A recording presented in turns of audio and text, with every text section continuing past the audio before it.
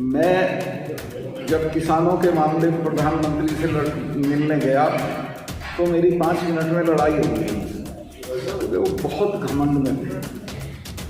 जब मैंने उन्हें कहा हमारे 500 लोग मर गए, तुम तो कुतिया मरती है तो चिट्ठी भेजते हो, तो उसने कहा मेरे लिए मरे। मैं कहा भाई आपके लिए तो मरे थे, जो आप राजा बने हुए उनकी वजह से खैर झगड़ा हो गया मेरा।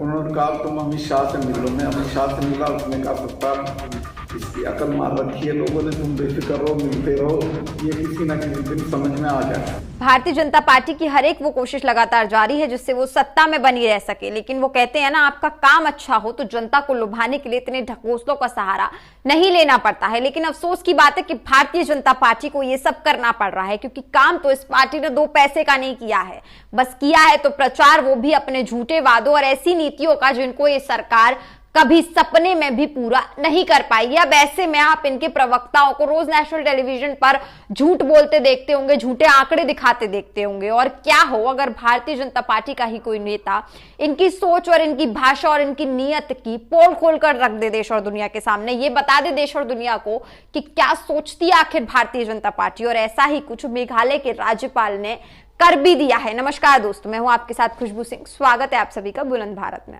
दोस्तों, मेघालय के राज्यपाल ने मोदी जी और अमित शाह दोनों की पोल खोल कर रख दी है। जहां एक तरफ बीजेपी अपना वर्चस्व बनाने में लगी हुई है और झूठ बोलते इनके नेताओं का मुंह नहीं थकता है। सतपाल मलिक ने मानो भारतीय जनता पार्टी पर ऐसा वार किया है जिसको सुनकर आप और हम तो अचंभे में हैं ही, लेकिन जो सतपाल मलिक ने कहा है उसको सुनकर मोदी जी और अमित शाह जी के तो पैरों तले से जमीन खिसकने वाली है। आप पहले सुनिए क्या कह रहे हैं मेघालय के राज्यपाल सत्यपाल मलिक। देखिए ये वीडियो एक बार।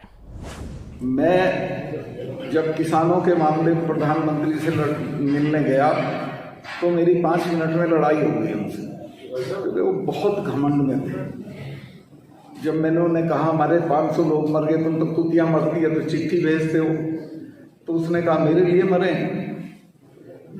मैं कहा भाई आपके लिए तो मरे थे, जो आप राजा बने हुए उनकी वजह से खैर। तो दोस्तों सुना आपने, ऐसे हैं आपके प्यारे प्रधानमंत्री जी जो किसानों की मौत की बात पर कहते हैं मैं क्या करूं, मेरी वजह से मरे हैं क्या किसान।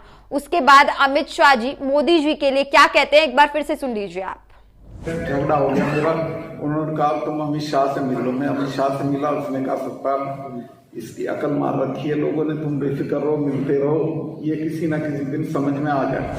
तो अमित शाह जी का कहना है कि इसकी यानी कि मोदी जी की लोगों ने अकल मार रखी है, तुम इससे मिलते रहो समझ जाएगा। इसका क्या मतलब निकालेंगे दोस्तों कि क्या अब मोदी जी सत्ता में इतने लीन हो गए हैं कि वो अमित शाह को भी अपने सामने कुछ नहीं समझते हैं।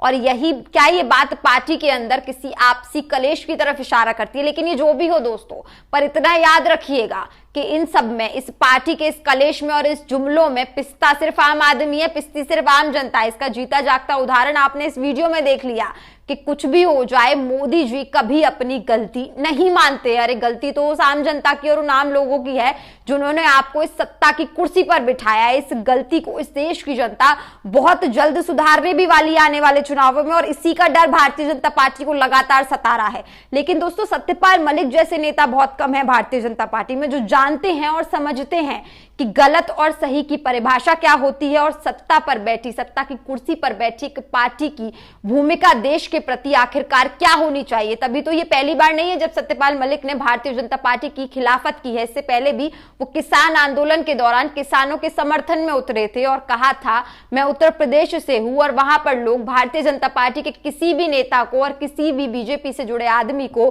घुसने नहीं देंगे। इतना आक्रोश है देश की जनता में कृषि कानून को लेकर। और साथ ही उन्होंने ये भी साफ कर दिया था कि मैं आज ही इस्तीफा देने को तैयार हूं, लेकिन मैं किसानों का समर्थन करूंगा और मरते दम तक करूंगा। सुनिए आप क्या कुछ कहा था सत्यपाल मलिक ने इस वीडियो में जब वो किसानों के समर्थन में उतरे थे। में किसानों के साथ ज्यादती हो रही है। वो 10 महीने से पड़े हैं, उनके घर बार छोड़े हुए पड़े हैं, फसल बोने का टाइम है, अब भी यहाँ पड़े हैं दिल्ली में, तो उनकी सुनवाई करनी चाहिए सरकार को। जब जरूरत पड़ेगी वो भी छोड़ दूंगा, लेकिन मैं उनके साथ हूँ। उनके लिए मैं प्रधानमंत्री, गृह मंत्री सबसे झगड़ा कर चुका हूँ, सबको कह चुका हूँ कि ये गलत कर रहे हो, ये मत करो।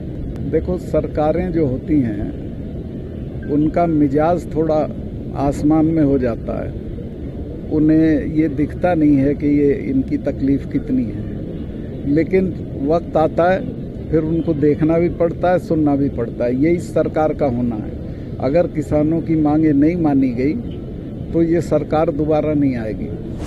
दोस्तों, जिस पार्टी के अपने नेता इस तरीके के बयान दे, जिस पार्टी के कार्यकर्ता मंच पर कुर्सी के लिए मारकाट मचा दे, जिस पार्टी के नेता बेरोजगारी, महंगाई, कोरोना, शिक्षा जैसे मुद्दों पर बात ही ना करे, सिर्फ मंदिर मंदिर घूमे और धर्म की राजनीति करे, ऐसी पार्टी के सत्ता में होने का आखिर क्या लाभ मिलेगा इस देश की जनता को? और यही सब अब सोचने का समय आ गया है। देश की जनता को सोचना होगा और निर्णय लेना होगा। अब इसी से जुड़े कुछ ट्वीट्स भी देख लेते हैं कि आखिर लोगों की क्या राय है। सत्यपाल मलिक केस खुलासे के बाद लोग क्या सोच रहे हैं और क्या कुछ लोगों ने ट्विटर पर ट्वीट किया है। तो उत्कर्ष सिंह नाम के एक यूजर ने वीडियो ट्वीट कर लिखा है, अमित शाह ने मुझसे कहा कि इसकी यानी कि मोदी जी की लोगों ने अकल मार रखी है, ये किसी ना किसी दिन समझ जाएगा। तो इन्होंने सत्यपाल मलिक की ही बात को कोट करके देश की जनता को समझाने की कोशिश की है। और इसके बाद यादव प्रिंस लिखते हैं, मोदी जी ये किसान मेरी वजह से नहीं मरे हैं, जनता नहीं आपकी ही वजह से मरे। और बिल्कुल सही लिखा है प्रिंस ने। किसकी वजह से किसानों को 1 साल तक आंदोलन करना पड़ा? किसकी वजह से किसान अपने घर परिवार से दूर रहे? जो बिल 1 साल बाद वापस लिया गया है, वो बिल अगर 1 साल पहले वापस ले लिया जाता तो इतने किसानों की जान आखिर क्यों जाती? और उसके बाद मोदी जी कहते हैं कि किसान मेरी वजह से थोड़े ना मरे हैं। वाह मोदी जी, इतना जो आपका 56 इंच का सीना है, वही ऐसे आप ही बात कर सकते हैं इस तरीके की। ये आप ही बोल सकते हैं कि मेरी वजह से नहीं मरे, इतना सब कुछ होने के बाद। और इसके बाद हिमांशु द्विवेदी ने ट्वीट किया है, मैं जब किसानों के मामले में प्रधानमंत्री से मिलने गया तो मेरी उनसे 5 मिनट में लड़ाई हो गई। वो बहुत घमंड में थे। जब मैंने उनसे कहा कि हमारे 500 लोग मर गए हैं तो उसने कहा मेरे लिए मरे हैं क्या? तो इन्होंने भी प्रधानमंत्री वाली उसी बात को कोट करके लिखा है दोस्तों, ताकि सबके सामने प्रधानमंत्री जी का असली चेहरा आ पाए। सौरभ श्रीकांत लिखते हैं, हर और घर घर बोलने वाले भक्त, महंगाई, नोटबंदी, लॉकडाउन, बेरोजगारी, महिला अत्याचार, शिक्षा, गलवा घाटी में चीन का कब्जा, इस पे एक शब्द नहीं बोलते हैं और इसी की वजह से अपने चौकीदार का दिमाग खराब हो गया है।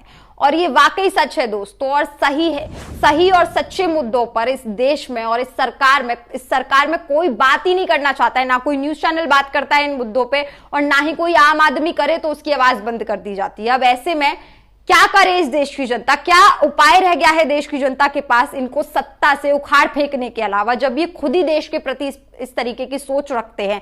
ऐसे बहुत सारे ट्वीट्स हैं, लेकिन समय की कमी है तो हमने आपको जो ट्वीट्स दिखाए हैं, देश की जनता की भी यही राय है इनको लेके। और सत्यपाल मलिक ने जो खुलासा किया है वो ध्यान देने वाला है कि इन्होंने कृषि कानून तो वापस ले लिया, लेकिन ये नहीं मानते हैं कि किसान इनकी वजह से मरे हैं। इनका कहना है कि मेरी वजह से नहीं मरे हैं। तो मोदी जी को यह बात समझनी होगी, जो कृषि कानून 1 साल पहले वापस लिया जा सकता था, वो कृषि कानून 1 साल बाद वापस लिया गया है। तो इसमें जो किसान जो मरे हैं वो मोदी जी की वजह से ही मरे, और ये मोदी जी को अब समझना होगा। लेकिन हाल फिलहाल इस खबर पर आपकी राय क्या है, आप हमें कमेंट करके जरूर बताइएगा। अगर आपको वीडियो पसंद आया तो उसको लाइक और शेयर करना बिल्कुल भी ना भूलें। तमाम ऐसी बड़ी खबरों के लिए बने रहिए बुलंद भारत के साथ। नमस्कार।